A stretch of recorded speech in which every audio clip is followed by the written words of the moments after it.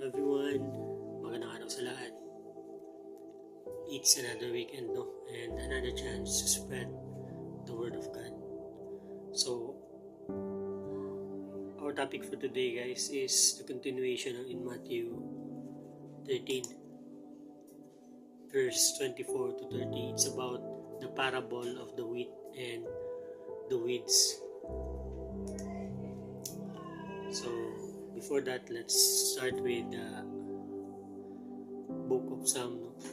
In Psalm 75:1, it is said, "Unto thee, O God, do we give thanks.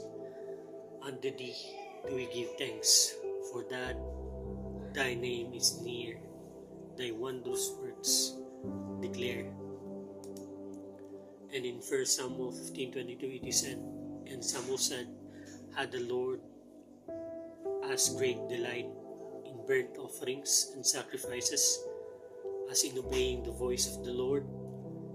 Behold, to obey is better than sacrifice, and to hearken than the fat of rams." And of course, it is said also in 1 John 5:3, "For this is the love of God, that we keep His commandments, and His commandments are not grievous."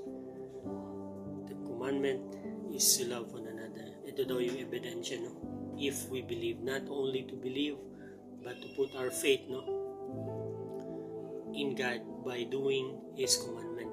Yun daw ang tunay na nagmamahal sa Panginoon. The one who do the commandment also, no? Not just by believing, kasi even Satan believes in God, but he do not follow the commandment. So those who trust in the Lord's believe and obey His word. So let's start in Matthew 13:24-30. It is said, "Another parable put the forth unto them. Another parable put He forth unto them, saying, The kingdom of heaven is likened unto a man which sowed a good seed in his field." So, kaharian daw ng langit, no, is kagaya ng isang tao na nagtatanim ng mabuting buto sa land niya, no, sa farm. But while man slept, his enemy came and sowed tares among the wheat and went his way. So, tares means mga damo, no? Mga sagbot. So, habang natutulo daw yung na sower, yung mga farmer, yung kalaban, the enemy, which is Satan, nagtatanim din ng mga damo, no? Doon sa field. maybe probably to prevent, to distract, no, yung plan ng sower dito means si Jesus Christ.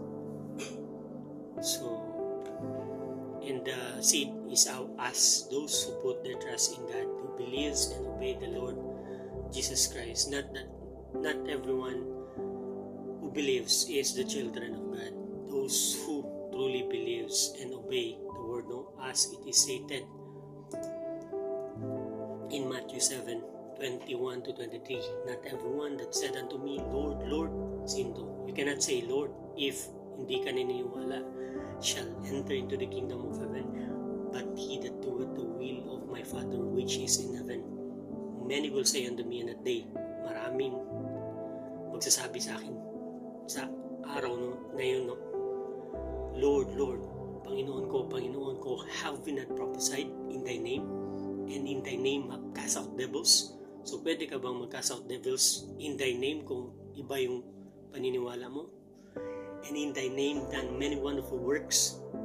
And then will I profess unto them, I never knew you. Depart from me, ye that work iniquity." So, Jesus Christ is intending this to those who worship and believe in Him falsely, you know, or the hypocrites, those who showed pious ba or words in front of many people, no? But their actions is far away from their words. So those are the hypocrites and the false believers that God is mentioning.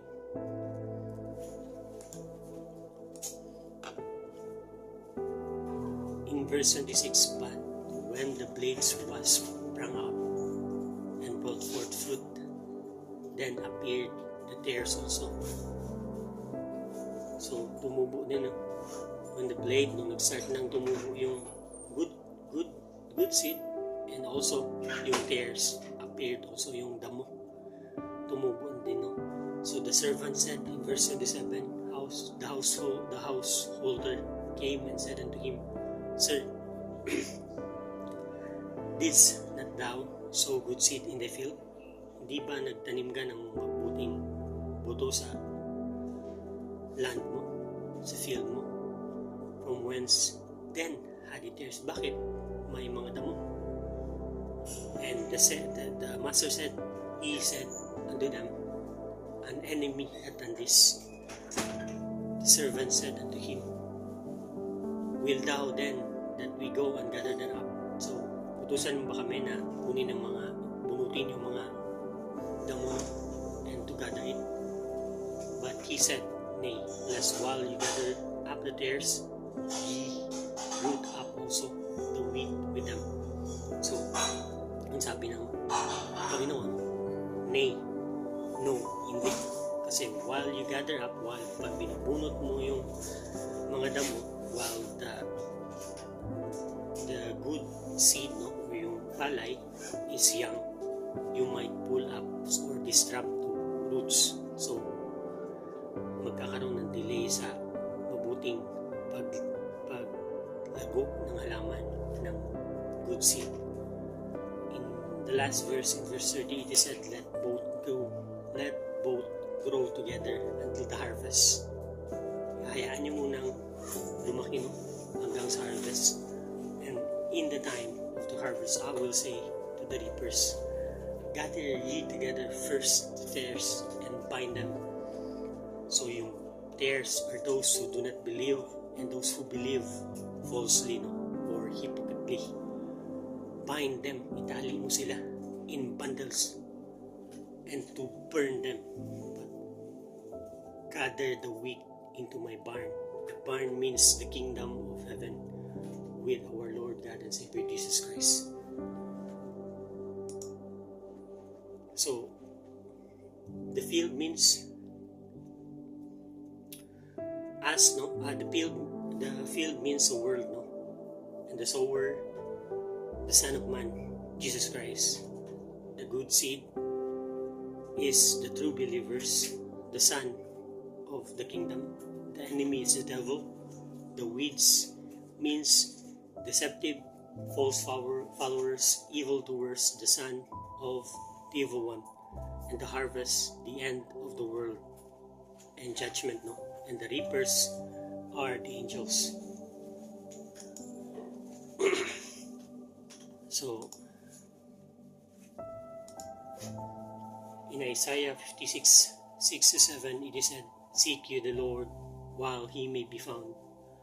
Call you upon him while he is near. Let's seek the Lord, no, while he may be found. So do not wait for someday or like tomorrow. As it is stated also, it is said also in the scripture that we should today, if you will hear my voice, the voice of Christ, harden not your heart, believe in him. For that is wise. If you are wise, you must not delay, because we don't know what will happen tomorrow. Hindi natin alam kung magigising po tayo tomorrow or anong mangyayari, no? So, eternity is so precious. Para kang nakikita ng sobrang laking treasure, no, in the field, and sinabi mo na, bukas ko na lang kukunin yan. Kung may nakita kang pera, limpak-limpak na pera sa daan, sabihin mo, bukas ko na lang kukunin yan. grab it now. Get the opportunity to be with our God throughout eternity in His kingdom. So that is why the Lord is giving us the urgency to believe in Him, no? And not to wait and to provoke our Lord. So put it in prayer. The Lord, open my heart to receive you and believe you, O God, as my Lord and Savior, or show it to me, Lord, and do not put conditions. So the Lord is a pattern when we are the pot.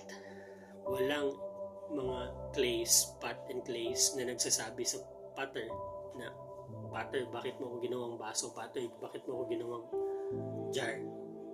So we cannot put conditions when we are praying to our God. No? God doesn't need us, we need God.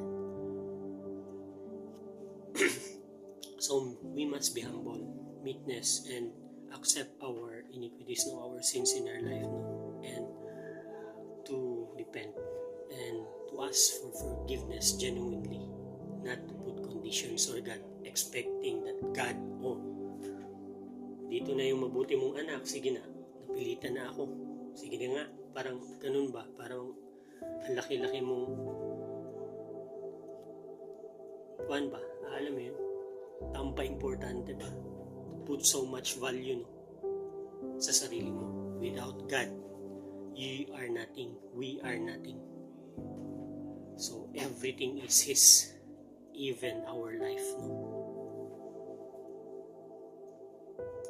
And the last scriptures is in Proverbs 11:30. It is said, the fruit of righteousness is the tree of life, and he that winneth soul is wise. So we must equip and align our life, no, with the Word of God. Listen to His Word. In Proverbs, in Psalm, in the Old Testament, it gives us the boost, no, to understand His words and His works, and give us wisdom to guide our path, no, in our life. So the Word of God is important. Listen to the Word of God. Kung hindi nyo kaya magbasa, you can listen through audio Bible in YouTube, or read as much as you can the whole New Testament. So the Word of God is life, and as it said also that we do not live, by bread alone, but by every word of God that proceeded out of His mouth. So hindi yan choice. We need it to be part of our life, to also to give food to our spirit, and that we may increase, no, and we may know how to discern good and evil. Malalaman mo kung hindi walking according to the light ng tao, no? Kung may discernment ka. You cannot have discernment if you don't read the Word of God, no? Wala kang instructions. Paano mo, bubuksan mo ba yung yung makina ng sasakyan mo without any manuals, instruction ng makina? Foolishly. So the same way in our life, we need to also to know how to operate ourselves, our body, our life. And the Bible is the book, the instruction book, the manual, the book to give us, to lead us, no, to the right path. So that's all, guys. I hope you've been blessed. Thank you. Maraming salamat sa pakikinig, no. And as I always say, let's fear God and depart from evil. Let's not be overcome of evil, but let's overcome evil with good. Maraming salamat, and may God bless you.